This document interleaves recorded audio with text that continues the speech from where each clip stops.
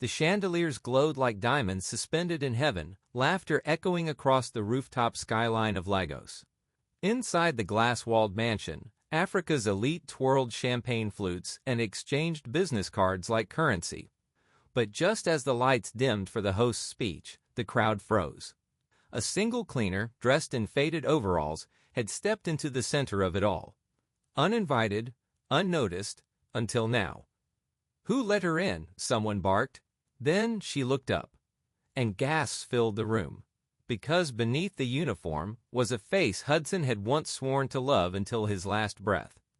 And the secret she carried could tear down everything he built. What happens when the woman the world tried to erase walks back into the spotlight? Uninvited but unforgettable? The wine glass slipped from her trembling hand in slow motion. It shattered against the marble tiles like a shot fired in silence. Every conversation died mid-sentence. The saxophonist's melody screeched into feedback, and the laughter dissolved into stunned whispers. A sea of well-dressed socialites turned toward the sound, not just because of the crash, but because of who had dropped it. A woman in faded overalls. A cleaner. Standing in the heart of Lagos' most exclusive rooftop gala. Moments earlier, no one noticed her. Not really. She had moved through the crowd like a ghost, head bowed, mop bucket in one hand, white gloves wrapped around a silver tray in the other. She didn't belong, not in this world of diamonds, drones, and designer tuxedos, but somehow, she was here. And it all began 90 minutes before the crash. The skyline of Lagos sparkled under a crescent moon, each tower a monument to ambition. The rooftop of Solace Tower, a 20-story eco-smart luxury high-rise overlooking the Atlantic, had been transformed into a spectacle of elegance. Velvet drapes swayed in the ocean breeze. Drone cameras hovered silently above, capturing every smile, every toast, every power handshake. The air carried notes of truffle oil and champagne. Music floated from a jazz quartet near the infinity pool. At the center of it all stood Hudson Pierce, Nigeria's youngest self-made fintech billionaire. Clean-cut, magnetic, and dressed in a custom emerald tuxedo. He was surrounded by digital influencers, Nollywood royalty, and startup titans from Nairobi to New York. Tonight wasn't just a celebration, it was a coronation.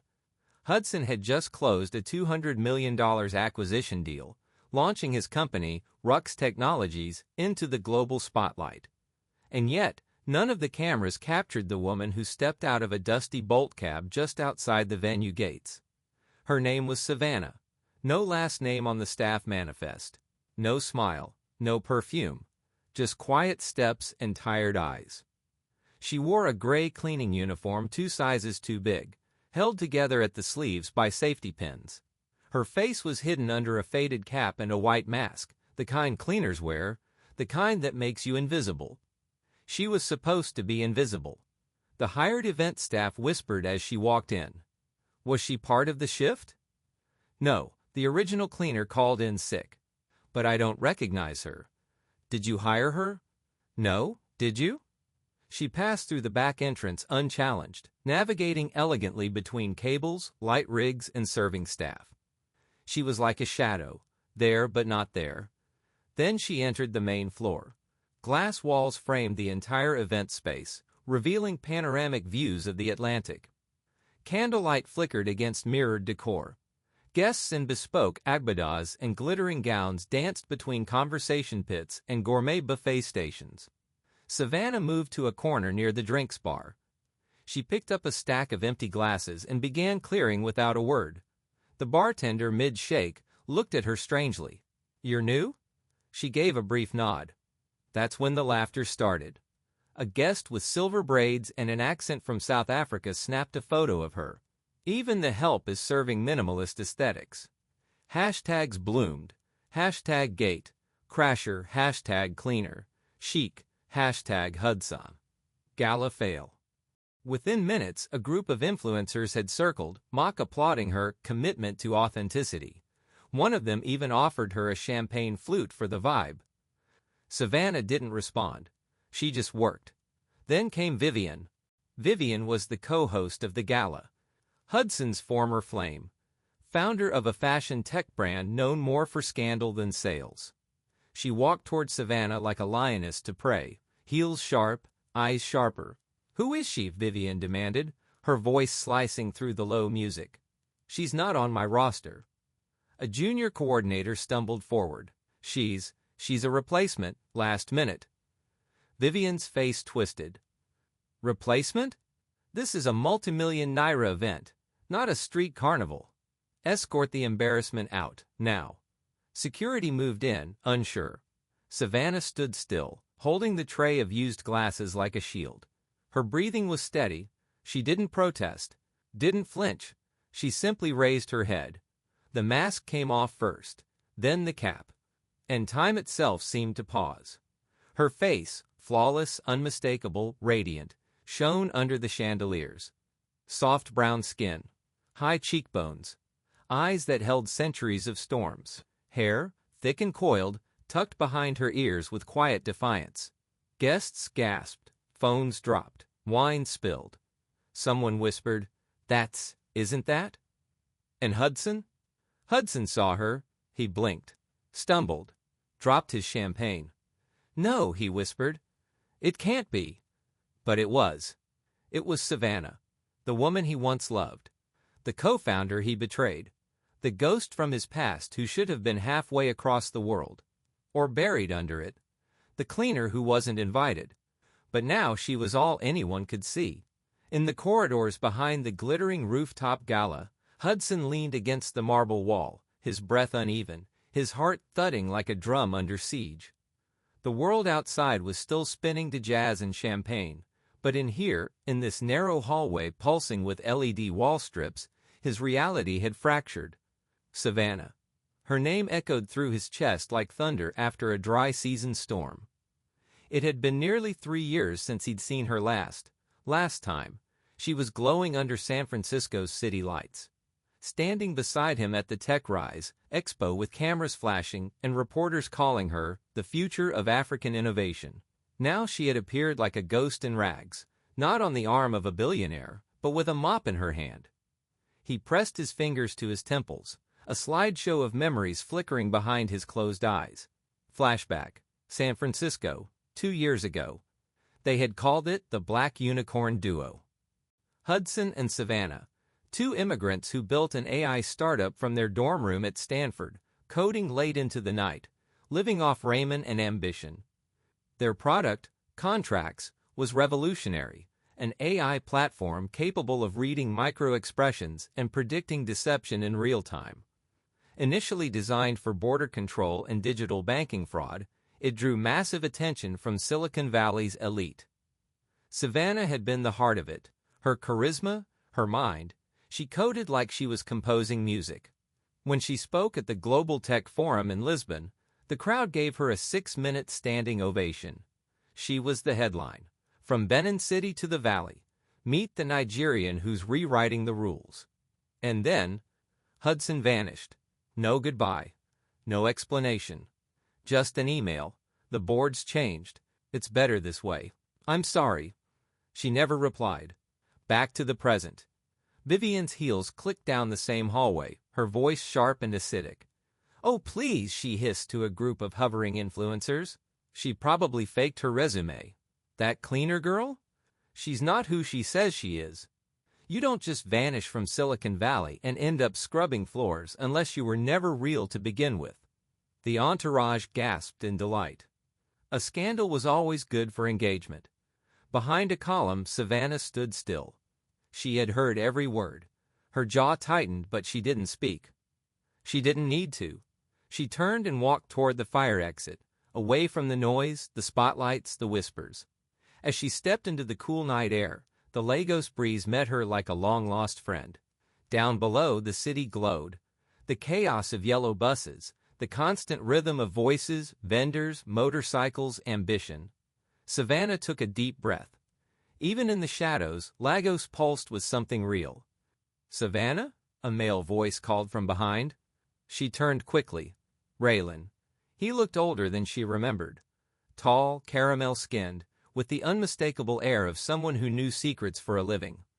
A former tech journalist, now one of Nigeria's most respected investigative documentarians.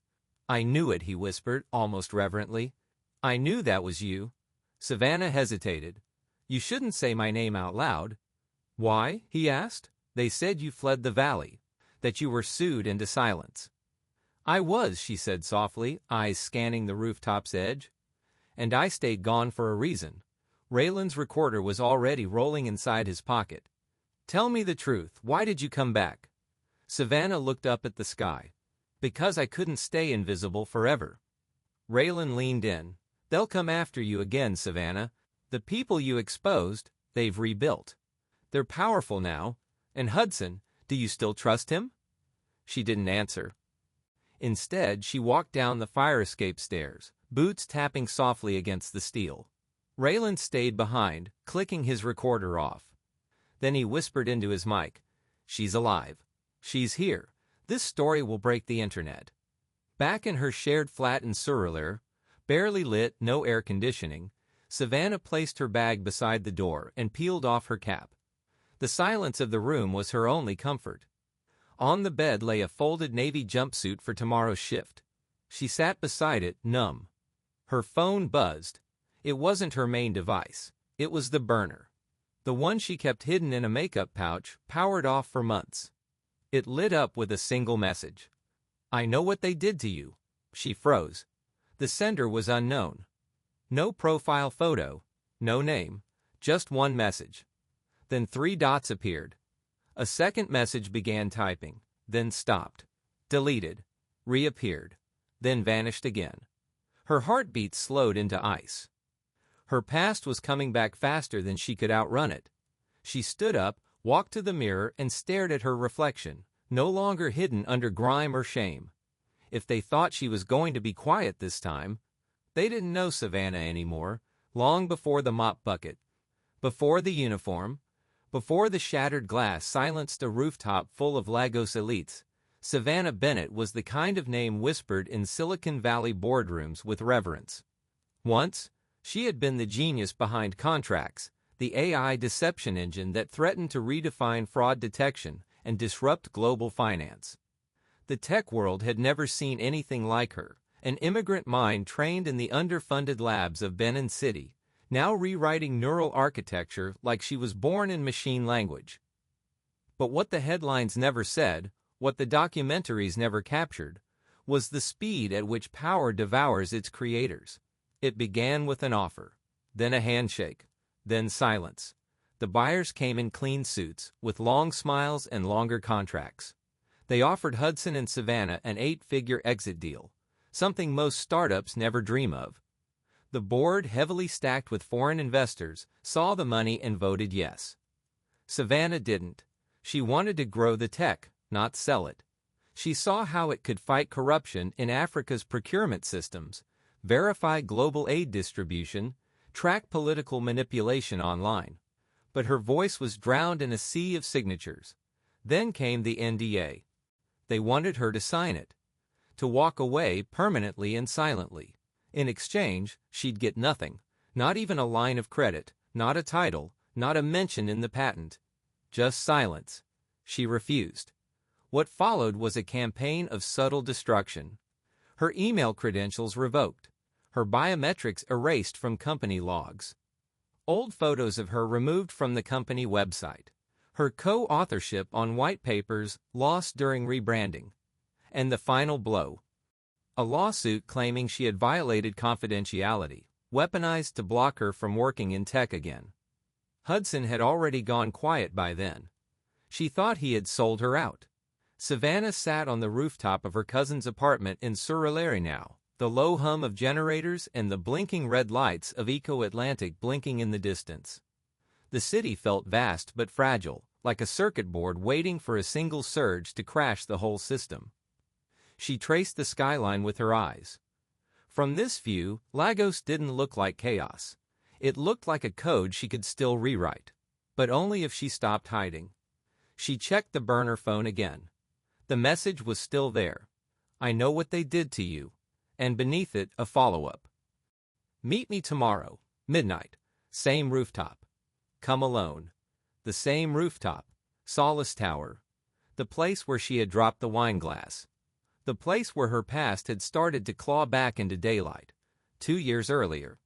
Savannah left San Francisco under the cover of night, her face hidden under a hoodie and tears soaking through her passport holder.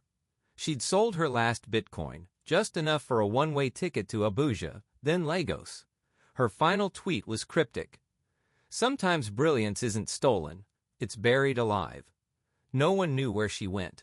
Her social media accounts were deleted. Her professional pages scrubbed clean. In the tech world, she was labeled a flameout, a cautionary tale. But in Nigeria, she became a ghost who moved through crowded Danfo buses, through night shifts in high-rise offices, through cheap phone data plans and unspoken shame. She scrubbed floors by day and sent money to her younger siblings in Akure by night. When her mother's hospital bills stacked up, Savannah took double shifts and pawned her last laptop. No one connected her to the TED Talk that had once gone viral.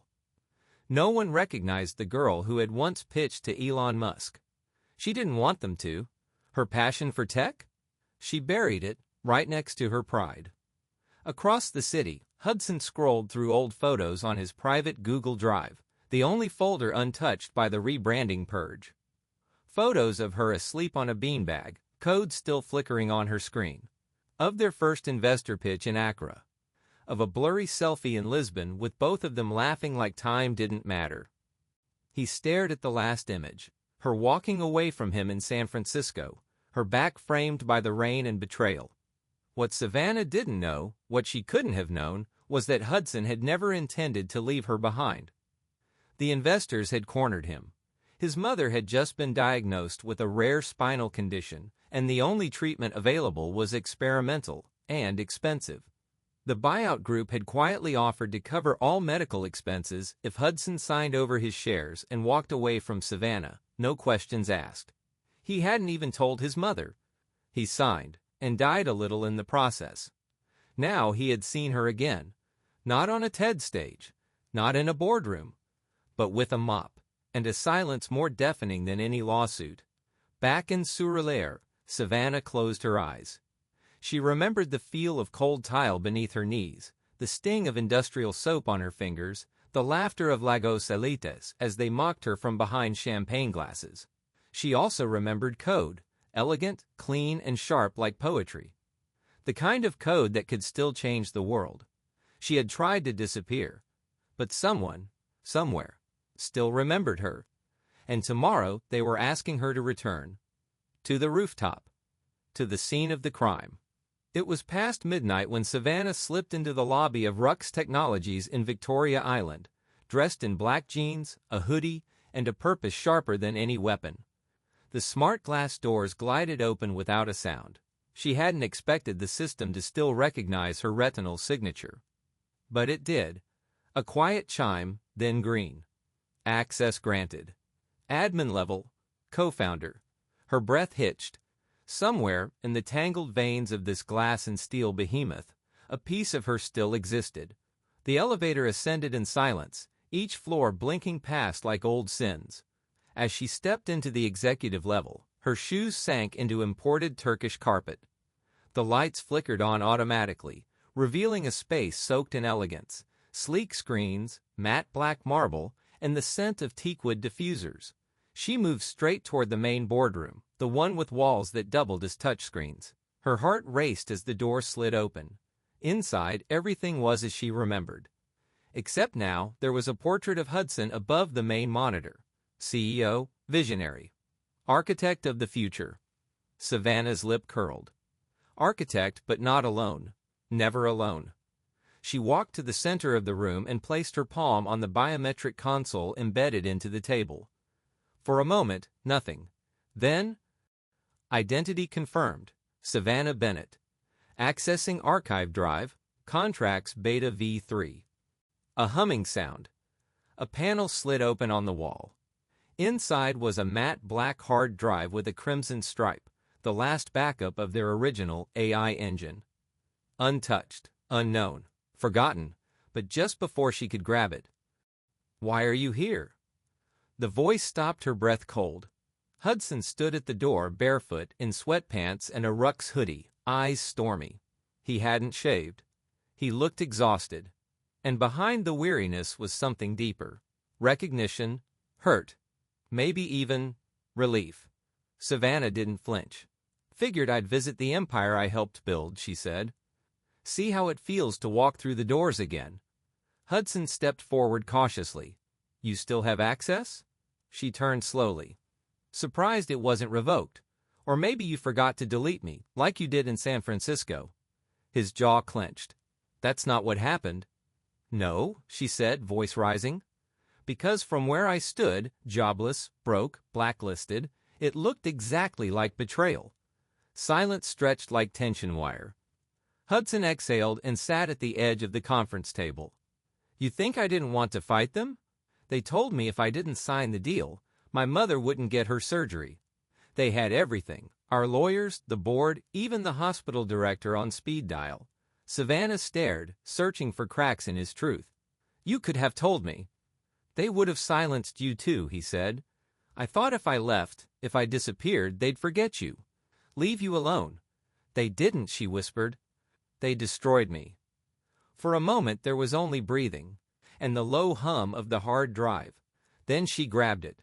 "Do you even know what they did to the code?" she asked, voice bitter. "After you left. After I was erased." She placed the drive on the table and activated the wall display. The interface of their old operating system bloomed across the glass surface. She moved like a pianist, her fingers summoning data logs, update patches, and source code archives. There, line 87, block 16, the anomaly. Someone had inserted a conditional loop, one that misread key facial microexpressions for trustworthiness in dark-skinned subjects. A subtle error, almost invisible, but fatal in any real-world application. It was a flaw that would cause algorithmic bias, especially in African banking contexts. And it had been inserted weeks before the buyout. "This wasn't an accident," Savannah said, voice trembling. "They corrupted it. They planned the failure so they could justify stripping it down and rebuilding it without me. So they could blame me." Hudson looked at the code in horror. "Savannah? This means—" "They sabotaged it," she said. "And the world blamed the black girl with the accent. Again." Hudson ran a hand through his curls, fury darkening his face. "We'll expose them. Every single one of them. I'll call Raylan." "No," Savannah cut in. "Not yet. We do this smart. Strategic. We finish the algorithm. Clean. Untouched. We show the world what it was supposed to be." He nodded slowly, like a man reawakening. "You never stopped being brilliant," he said, almost in awe. She glanced at him, eyes sharp. "You just finally remembered." They stood there in silence, code glowing on the walls, old ghosts flickering into the present. Neither noticed the discreet red light blinking from the corner vent. Vivian's hidden camera. Back at her penthouse across town, Vivian watched the footage in real time. Her wine glass shimmered under chandelier light. She paused the screen on Savannah's face. Zoomed in. "She's back," she whispered into her phone. The voice on the other end was low, male, and cold. "Do we initiate Protocol Z?" Vivian smiled. "Absolutely." In the dim light of Hudson's private tech lab, Savannah stood barefoot on the cool concrete floor, eyes locked on a whiteboard crowded with neural map sketches and biometric diagrams. On the far wall, a new name pulsed across the screen: Contracts 2.0. This time, it wouldn't be corrupted. This time, it would be untouchable. "We don't just rebuild," Savannah said quietly. "We make it so honest, so bulletproof, no one can twist it again." Hudson, standing beside her, nodded. "And this time, the code carries your name." They had started the project in secret, just the two of them and a vision they had once shared under starlit dorm rooms in Stanford. The goal: a next-gen AI platform capable of analyzing facial microexpressions, vocal tone shifts, and behavioral patterns to detect dishonesty, fear, and manipulation in real time. Not for war, not for surveillance, but for transparency in African finance, contracts, and global aid. "We call it contracts," Savannah whispered, "because it doesn't just detect lies, it writes new contracts of trust. Instead of hiring international consultants or foreign-trained devs, Savannah pushed for a radical idea: Nigerians first. Always. If we want tech to serve our people, it must come from our people, she said to Hudson one morning. So they took to the streets, literally. Yeganal, Obalende, Yaba. They walked through crowded coding hubs, unpainted buildings buzzing with laptop screens and inverter fans. They found teenage prodigies debugging Java at Mama Put joints. Women who coded Python on their phones in between sewing ASO/EB for clients. University dropouts building facial recognition tools on second-hand devices. Within 3 weeks, they assembled a lean, fierce team of 12. A digital army. Savannah called them the core. No HR filters. No formalities. Just brilliance. They worked from a repurposed warehouse near Freedom Park. Bare bulbs, open floors, caffeine, and code. They named each room after African empires. Songhai, Benin, Mali, Oyo. The spirit was clear: we are building our own legacy. But as Contracts 2.0 gained shape, so did the shadows. Savannah received a hand-delivered envelope at the warehouse gate. No name, no return address. Inside, a platinum credit card embossed with Heritage Sovereign Fund and a black note. Full control, zero oversight. Walk away from Hudson and it's yours. An offer. Tempting. Dangerous. She kept it hidden. Later that night, she received a call. A digitally masked voice. Male. Smooth. You're building something beautiful, it said. But you're stepping on toes with very sharp teeth. Savannah's hands gripped the phone. If you want me to stop, you'll need more than a phone call. A short laugh. Then silence. Meanwhile, the world beyond their warehouse finally caught up. Raylan, the journalist who had seen her outside the gala, had leaked a story on his blog titled, "The Cleaner Was a Genius: The Fall and Rise of Savannah Bennett." Within hours, it was trending across Africa and beyond. Think pieces, reaction videos, threads comparing Savannah to the likes of Chimamanda, Ibukun Awosika, and Ngozi Okonjo-Iweala. The tag hashtag vanished.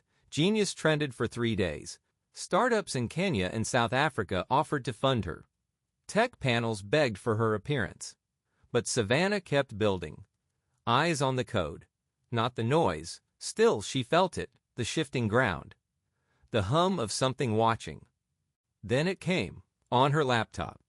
No alert, no virus detection, just an encrypted folder that appeared on her desktop at 3:17 a.m. She clicked. Inside, a series of photos. Her, bent over a mop, kneeling by a trash bin, sweeping confetti at Solace Tower. Taken from different angles, timestamps, and clearly enhanced. And every image was watermarked in blood-red digital ink. "This is how we erase you again." Her hand flew to her mouth. Cold, paralyzed. Not from fear, but rage. Not shame, but clarity. They weren't just trying to humiliate her. They were planning to bury her legacy once more. To reframe her rise as a gimmick. To reduce her to a meme. A story to laugh at. She slammed the laptop shut. Across the room, Hudson looked up from a matrix display. "What's wrong?" She met his eyes. The war just got personal. The chandelier lights shimmered like 1,000 judgmental eyes, each one watching, waiting, whispering. The music pulsed low, calculated, curated, elegant violins laced with synth beats. On a velvet-lined stage in the center of the grand ballroom stood Vivian, draped in white silk, holding the mic like a scepter. "Welcome," she cooed into the crowd of tech investors, influencers, and ministers, to a night where women in technology reclaim their power. The applause thundered, not because they believed her, but because power had an audience, and Vivian still knew how to perform. But in the shadows near the stairwell, someone else had entered. Savannah. And this time, she wasn't wearing overalls. She wore fire. A crimson dress hugged her silhouette like it had been sewn onto her skin. Off-shoulder, floor-length, daring and defiant. Her lips matched the fabric, bold and unapologetic. Her afro crowned her head like a halo made of rebellion. Every step she took across the marble floor was deliberate, measured. Every whisper she stirred was fuel. "No ID needed, Ma," the stunned security guard muttered, stepping aside instinctively. She didn't smile, didn't blink. She just walked in, the phoenix reborn. Vivian saw her from across the room and froze mid-speech. For a moment time bent, then Savannah smiled. Just a curve. Enough to say, "You invited me. Now let's play." The party was a mirror of Hudson's gala. Same floral arrangements, same DJ, even the same imported caviar. But this time Vivian was center stage, using buzzwords like equity, access, and female-forward platforms. Her PR team spun her as a new-age tech visionary, reformed, powerful, inclusive. The irony was blistering. Vivian floated toward Savannah with a flute of champagne, flanked by two venture capitalists from Singapore. Her voice was velvet, but her eyes were daggers. "Savannah," she said sweetly, "you clean up well." Savannah tilted her head. "So do your lies." One of the VCs chuckled awkwardly. Vivian's smile tightened. "I hope you're enjoying the party," Vivian continued. "After all, it's important that we uplift all women, even those with non-traditional tech journeys." Savannah sipped her drink. "Oh, I agree. Especially those who built the foundations others now use for decoration." They stood there in silence, tension crackling like static. Then, just as Savannah turned to leave, a waiter brushed past her. She felt something slip into her clutch. A small card. She pulled it out. Matte black. Gold text. No logo. "We fund rebels. Call us." A number. A country code she didn't recognize. She looked around, but the waiter had vanished into the crowd. Backstage, Vivian opened a side door and signaled a man in a tailored suit. Her personal investor liaison. "She's here," Vivian hissed. "The red dress. She's getting too much attention." The man nodded. "We've already received word. 2 investors pulled out of Hudson's latest round. They're citing her baggage." Vivian's lips curled. "Perfect. Let her shine, for now. We'll extinguish the light soon enough." The next day, Savannah sat on a panel at a youth tech summit in Lekki. The crowd was younger, rawer, more curious than cruel. A moderator from CNN Africa asked the question everyone else was too polite to voice. "Some critics argue that your return to tech, especially given your unconventional transition from founder to cleaner, creates distractions. What do you say to them?" The crowd hushed. Cameras pointed. Every word would be dissected. Savannah leaned into the mic. Her voice was calm. Her eyes steady. "What scares you more?" she asked quietly. "That I cleaned floors, or that I built an algorithm so powerful it had to be stolen to be silenced?" Silence. Then applause. Then thunder. But the celebration didn't last long. That evening, during a live stream from Vivian's tech incubator, the world watched as she unveiled her latest product. TrueRead, an AI platform designed to detect deception, bias, and financial manipulation. Its UI was sleek, its branding crisp, its tagline painfully familiar. Trust in real time. Savannah's blood ran cold. She knew that tagline. She wrote it. 3 years ago, in a Google Doc shared only with Hudson and their founding team. Vivian stood on the stage, camera ready, smiling into every lens. As Africa's first AI system trained specifically on indigenous behavioral data, TrueRead is our answer to transparency in business. But Savannah wasn't watching the stream on a phone. She was in the back of the event. In person, she pushed through the crowd just as Vivian was finishing her pitch. Their eyes locked, and for the first time since Savannah's return, Vivian flinched. Because Savannah wasn't just back, she had fire in her eyes. And Vivian had just declared war with a stolen crown. Billboards bloomed overnight. Digital banners across Lekki, Abuja, and Nairobi lit up with one word. Nexmi. The launch was swift, calculated, and globally funded. Every major tech blog hailed it as the next evolution of African AI. Its promises were grand: instant fraud detection, real-time trust analytics, a system powerful enough to verify identity, creditworthiness, and truth itself. But as Savannah sat before the code interface that morning, her fingers hovering over the lines of logic beneath Nexme's glossy promises, her breath caught in her throat. Because it was hers. Not metaphorically. Not spiritually.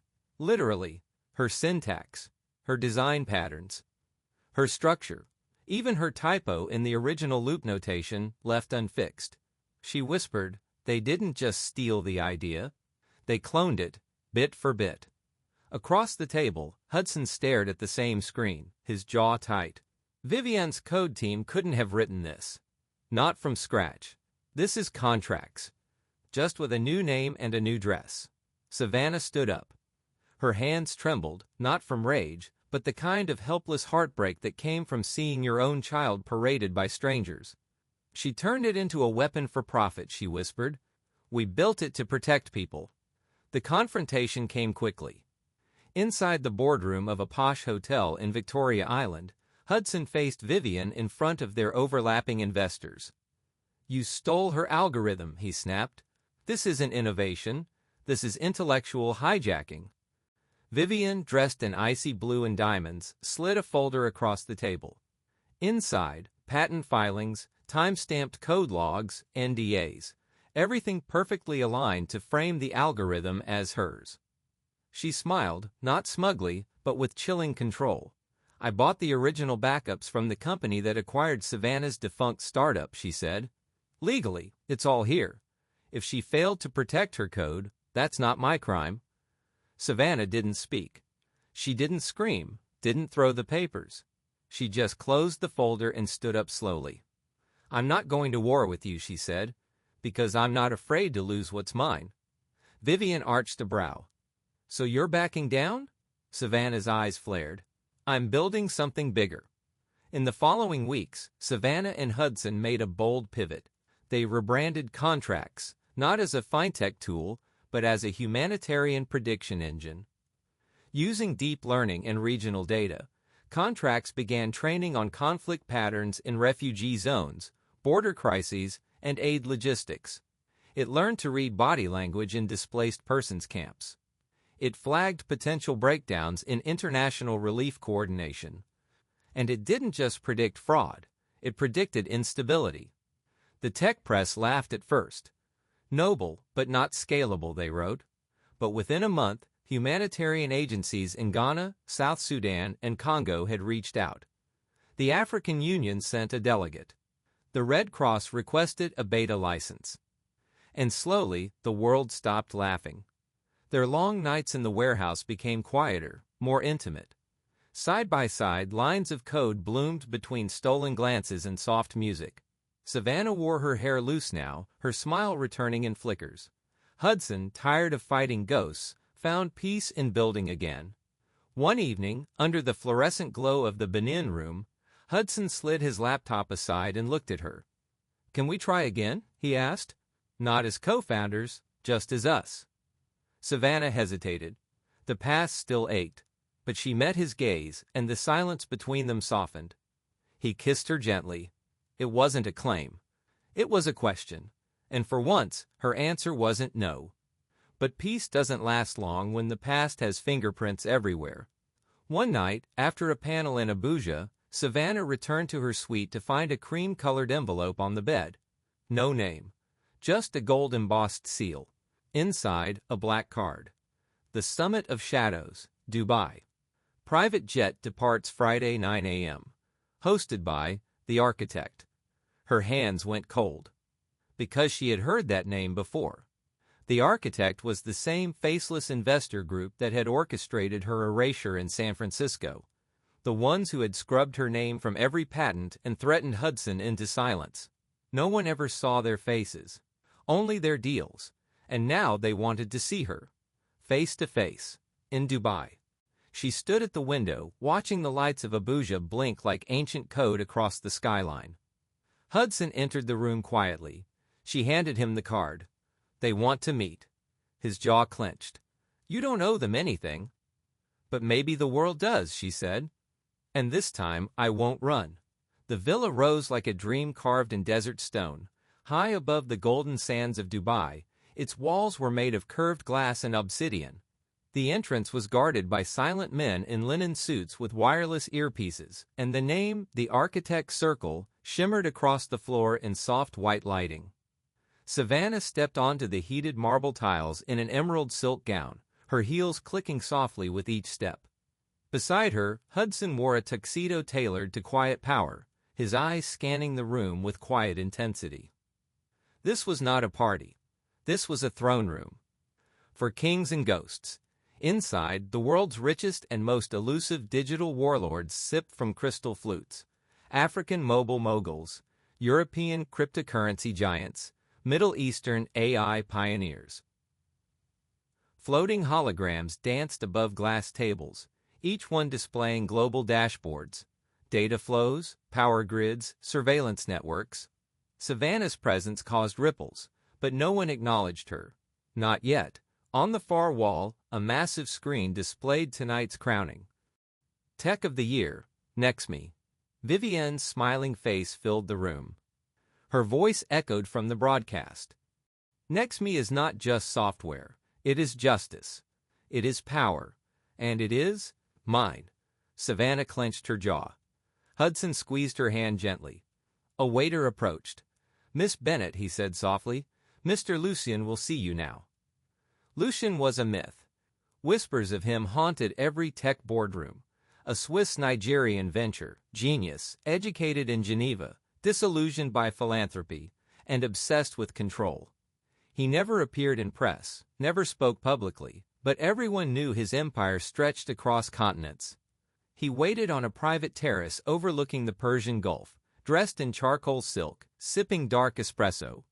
His face was elegant, ageless. His eyes were ice. "Savannah," he said, gesturing to the seat beside him. "Finally." She sat down, spine straight, hands calm. "Why invite me?" "Because," he said, "you're the last honest thing in a world I already own." She raised an eyebrow. "I don't want honesty," Lucien continued. "I want inevitability. And contracts. That's not inevitable. It's disruptive. Pure, untamed. But you can be molded." He slid a glass tablet toward her. On the screen, mock-ups of a smart city labeled Benetia. "Your own city," he said. "We'll fund it. Build your lab. Give you full control. Your name in lights. History rewritten." She stared. "All of this?" she asked. He nodded. "All of it." Then he smiled, slow and chilling. "But contracts dies tonight. You walk away. You never mention it again. In exchange, your story survives. You rise, no scandals, no scars. I'll clean your history." Savannah looked away. The lights of Dubai blurred below her. Her legacy offered back to her, but poisoned. "Why me?" she whispered. "Because people still believe you're real," Lucien said. "And belief is more dangerous than any code." Back inside, Hudson waited, pacing.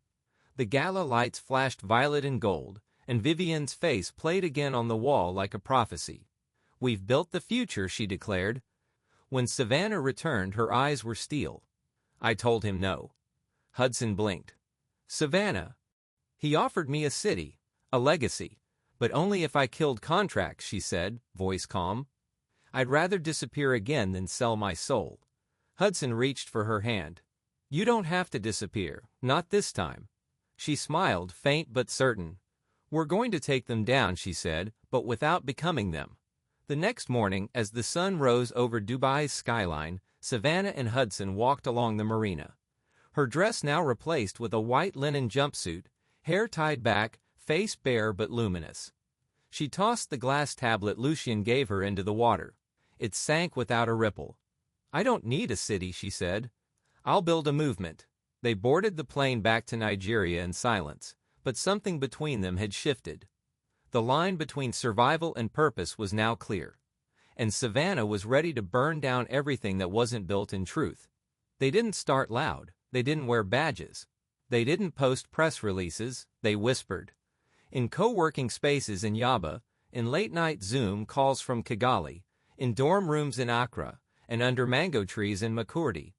They came in ones and twos, coders, designers, analysts, dreamers, all women, all overlooked, all brilliant. All tired of building futures they were never allowed to own. They called themselves the Whisper Network, and Savannah was their signifier. It began as an encrypted chat room, invite only. She didn't lead it like a CEO. She ignited it like a match. She shared fragments of code, screenshots of redacted patents, photos of her erased history. Within days, women across the continent started sharing their own scars.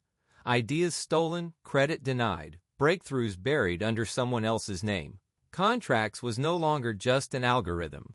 It was a rebellion. Within weeks, leaks began appearing online. Carefully, quietly. One line of flawed syntax from Nexme's predictive bias module. Then another from their behavior mapping logic, coded almost identically to Savannah's early 2019 GitHub commits. Then full white papers, marked with metadata Vivian's team had failed to scrub. Tech blogs caught the scent. The headline came fast. Nexme's foundation was built on stolen genius. Then came the t-shirts. I whisper in code. Truth has syntax. Ask her permission. Across Lagos, Savannah's quotes appeared on murals and Instagram reels, her voice becoming anthem, her face painted alongside great African minds. Teenage girls in Katsina uploaded TikToks reciting her TEDx line. What scares you more, my past or my intelligence? Universities across Africa and Europe began requesting her to speak, virtually at first, then in person. The University of Nairobi offered her a visiting scholar position. Oxford wanted her on their AI ethics board. But Savannah wasn't seeking chairs in ivory towers. She was building ladders. Meanwhile, Vivian unraveled. The leaks tightened around her empire like a python. Investors pulled back. Her publicist resigned. Her Women in Tech Summit was canceled due to backlash. Anonymous billboards popped up near her Lagos headquarters. The Queen of Code wears another woman's crown. She held emergency meetings, blamed interns, threatened lawsuits, but the damage was deeper than reputation. People no longer feared her. They pitied her. And in a world that worshipped power, pity was death. Raylan's article dropped at midnight. How Africa's most brilliant mind was erased and fought back. It was 10,000 words of fire. Timelines, voice memos, archived interviews, side-by-side code comparisons, testimony from former colleagues. Savannah didn't ask him to write it. He just knew it had to exist. It trended in 47 countries. CNN requested an exclusive. Time magazine called her a tech revolutionary. But through it all, Savannah stayed grounded in the lab, finishing what she started. Contracts 2.0 launched quietly, with no media blitz. But within weeks, it became the most trusted data verification tool used by humanitarian agencies across Africa. NGOs in Somalia used it to prevent aid fraud. Election observers in Malawi tested it to verify results in real time. It was working. Not for profit. For people. On the rooftop of a renovated textile factory in Abutte, Meta, Savannah and Hudson hosted a midnight launch party for their new foundation. Recode Africa. It wasn't about charity. It was about access. Funding for grassroots tech education. A continent-wide mentorship pipeline for women in AI. A database of African innovations lost to history. As the city twinkled behind them, Savannah stood before her closest allies, the core team, the Whisper Network leaders, Raylan, Hudson, and raised a glass of Zobo wine. To the ones who were silenced, she said, and to the ones who will never be again. The cheers echoed into the Lagos night. Later, as she stepped away for air, a young journalist from Rwanda, barely 20, approached her quietly. "Miss Bennett?" the girl asked. Savannah turned, her voice soft. "Call me Savannah." The girl hesitated, then leaned in. "There's someone inside Nexme," she whispered. "They want to flip sides." Savannah's heart skipped. "Who?" "I don't know," the girl said, "but they've been sending us fragments of code, hidden in debug folders. They know how it all works, inside and out." Savannah narrowed her eyes. A mole? A whistleblower? Or something far more dangerous? The Whisper Network had just found a new voice.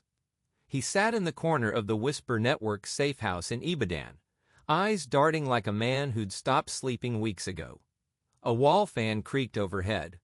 The air smelled of dust and adrenaline. Savannah entered quietly, her presence calming the room with the force of silent command. Ezra, Vivian's former lead engineer, the ghost in Nexme's machine, and now the most dangerous man in Africa's tech war. He didn't look like a whistleblower.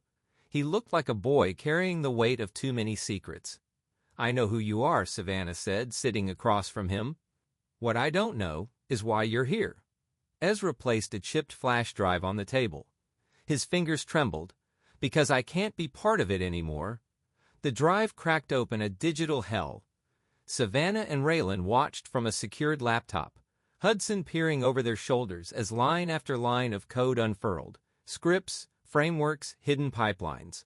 There were backdoors in Nexme's infrastructure, coded redundancies that allowed third-party access to user data in real time. Ezra's files showed how Nexme had been integrated into social scoring systems across multiple African countries under pilot programs. The algorithm wasn't just flagging fraud. It was flagging activists, journalists, election monitors, dissidents, and marking them as threats. The system had been weaponized, not just for financial gain, but for political manipulation. Worse still, it was quietly being licensed to global partners under ethical banners. Savannah stepped away from the screen, her breath ragged. "They're not just stealing code," she whispered. "They're stealing truth."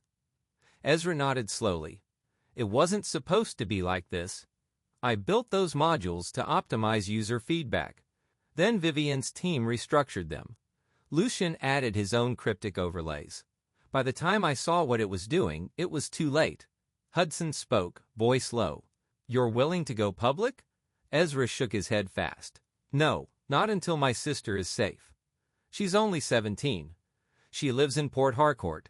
If they know I've turned, they'll go after her first." The Whisper Network moved swiftly. Within 24 hours, Ezra's sister was relocated to a safe house in Joseph. Her school records were encrypted, her devices wiped and replaced. Her identity was reset.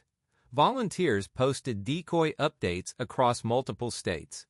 A VPN ring scattered Ezra's digital trail across Ghana, Ethiopia, and the UK. Savannah watched them work in silence.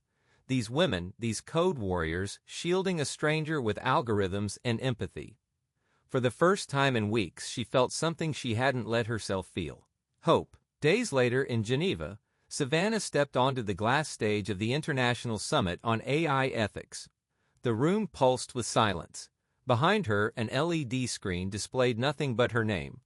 No logos, no taglines, just Savannah Bennett. Reclamation. She didn't read from notes. She spoke from scars. "I once built an algorithm to detect dishonesty," she said, "and the world buried me for it. Then they repackaged it, rewrote the credits, and sold it back as progress." Gasps, murmurs, journalists scribbling. But what they don't realize is, truth isn't code, it's courage. And courage isn't just built, it's shared. She told them about contracts, about Nexme, about the Whisper Network, and about Ezra. Without using his name, she detailed the exploitation, the surveillance, the twisted hands behind the screen. Her voice cracked only once. "But we are not victims," she said. "We are architects. And this time, we're building a future no one can steal." The crowd erupted. The clip went viral. Over 80 million views in 72 hours. The next night, back in Lagos, Hudson handed Savannah a proposal. It wasn't a contract. It wasn't romantic. It was an idea. "We make everything open source," he said. "Every line of contracts. Every tool we build going forward. Free, accessible, modifiable, for everyone." Savannah stared at the folder. "No patents? No trademarks," he said. "We stop building for power. We start building for people." She smiled. Not because it was easy, but because it was right. But darkness wasn't done. In a quiet corner of the safe house, Ezra checked the Whisper Network's secure livestream logs. One feed had glitched during Savannah's Geneva speech. Just once. A microsecond. He ran diagnostics. Then froze. A voice played through a decrypted buffer. Glitched, distorted, but clear. Lucien's voice. "You think this is about code?" it hissed. The screen went black. Ezra's hands trembled. Because this wasn't just corporate sabotage. It wasn't just political. This was war. The ballroom of Echo Hotel and Suites glittered like a fever dream. Gold chandeliers wept crystal light onto marble floors. Live violins danced through the air, intertwining with soft Afro-beat drums. Masks of ivory, gold, and obsidian hid the faces of tech elite, billionaires, governors, and dignitaries flown in from Nairobi, London, Johannesburg, and Geneva. It was the Masquerade of Influence, a fundraiser cloaked in elegance, hosted by Vivienne's newly rebranded organization, Women of Innovation Global. But tonight was no celebration. Tonight was a battlefield dressed in silk and deception. Savannah entered in silence, dressed in pure white. A backless gown that moved like light, with a gold eye mask carved to perfection. Her presence was not loud, but every head turned as she passed. She was elegance. She was mystery. She was purpose. Hudson entered moments after, disguised in a matte black tuxedo and matching half-mask, his role silent but constant, her shield in the shadows. Somewhere near the champagne fountain, Lucien's agents watched quietly. They didn't need to be introduced. You felt them, men in sharkskin suits, smiles too sharp, eyes too still. Vivienne stood on the far side of the ballroom, dressed in crimson. A phoenix risen, or so she thought. She smiled for every photo, her voice glittering as she greeted ministers and CEOs, unaware the noose had already been tied. The room pulsed with charm and danger. At exactly 11:58 p.m., the ballroom lights dimmed.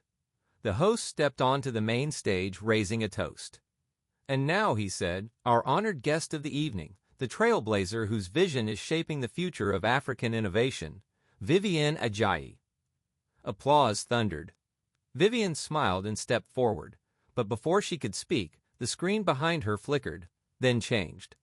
Contracts, truth revealed. A video began to play. Gasps echoed through the ballroom. Clips of Nexme's code, annotated in red, showed deliberate backdoors, falsified data streams, and algorithmic manipulation. Testimonies rolled across the screen, blurred faces of whistleblowers. Subtitled confessions from engineers. Statistics of flagged activists. Secret contracts signed by Lucien's holding company. Then, audio. Vivienne's voice, pulled from internal Zoom calls. "It doesn't matter who built it. Savannah signed nothing. We own the narrative now." Her words hung in the air like smoke. The crowd was frozen, silent, shocked. Then came the ripple. Whispers turned to outrage. CEOs stepped away from Vivienne.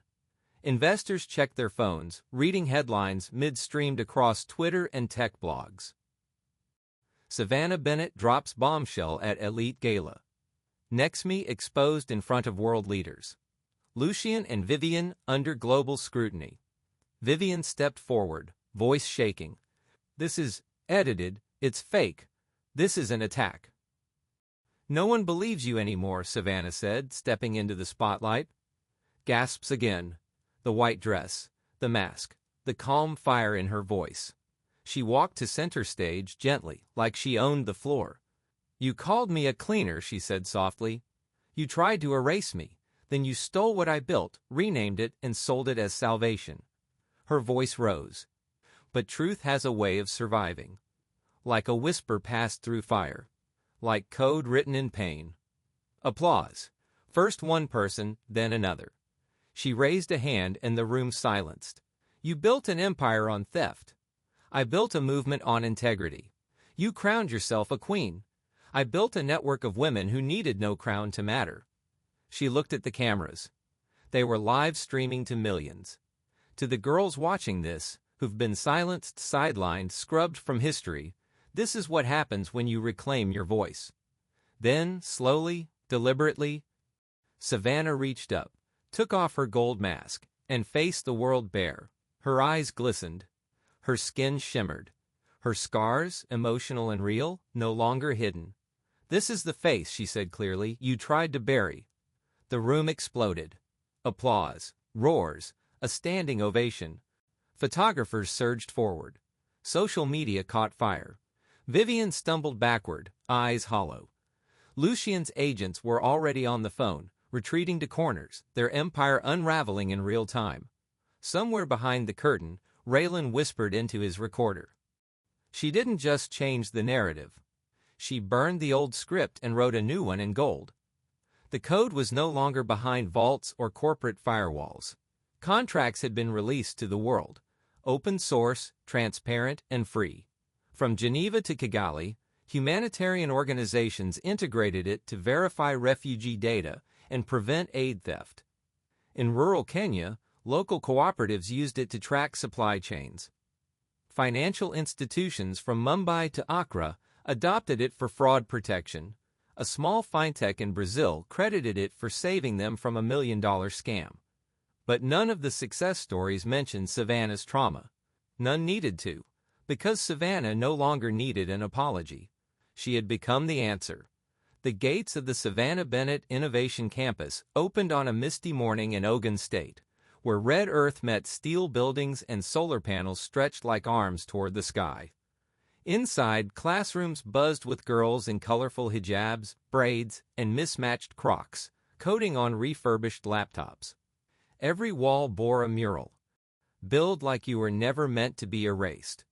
When asked why she chose Ogun, Savannah told the press, "Because innovation shouldn't live in skyscrapers alone. Greatness grows anywhere it's watered." Her face was on the cover of Forbes Africa, not for wealth but for impact. Time called her the voice of ethical tech. But she rarely gave interviews now. She let her projects speak for her. Vivian had quietly resigned from her board positions and left for Zurich. Lucien's name disappeared from think tanks and keynote schedules. Their silence was not justice, but Savannah didn't seek revenge. She sought relevance, and she had found it on her terms. 1 year later, Savannah returned to the place where the story had cracked open. Solace Tower, the same rooftop where her hands once shook, wineglass trembling under judgmental stares. Where laughter had turned to gasps, where ghosts had awakened. But tonight, the venue shimmered with new meaning. The floral arrangements were native, the lighting soft and golden. Drones hovered overhead, not for spectacle, but for documentation. Tonight's gala wasn't about Hudson, or Vivian, or any acquisition deal. Tonight was for Savannah. She entered slowly, dressed in a sleek black gown with embroidered data trees crawling from her waist to her shoulders. The room quieted in reverence. Cameras flashed, but no one called out. They simply stared. Because tonight she was the event. Not an anomaly, not a scandal, not a comeback, but a symbol. She walked to the center of the crowd and ascended a minimalist glass stage. Her speech was short. "I was once told I didn't belong in rooms like this, so I built new ones, and opened the doors." Applause filled the sky. In a side corridor, Hudson waited, watching her with quiet awe. His tuxedo was tailored, his pockets square, the exact shade of her eyes.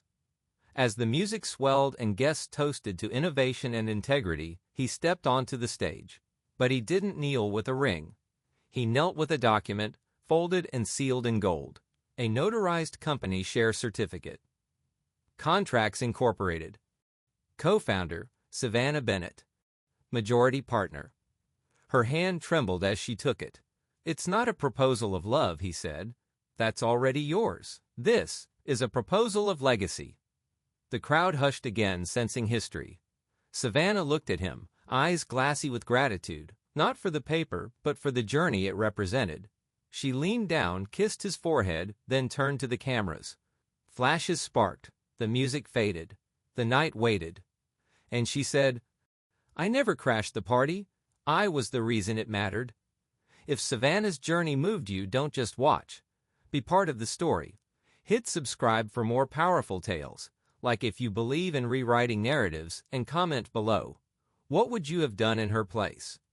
This isn't just a channel, It's a revolution in storytelling,